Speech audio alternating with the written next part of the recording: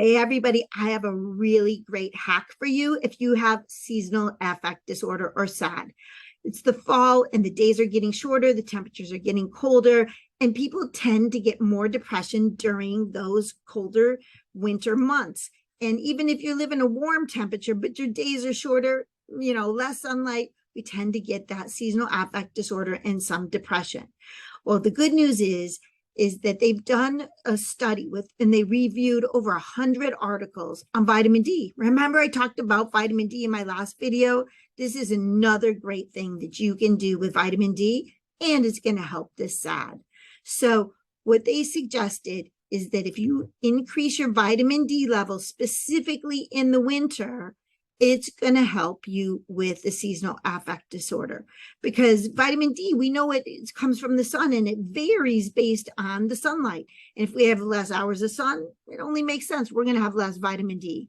Lower levels of vitamin D have been found to cause depression in individuals compared to control studies.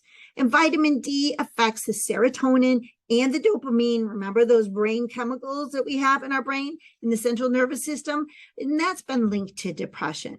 And vitamin D is concentrated in regions of our brain, and it affects our circadian rhythm.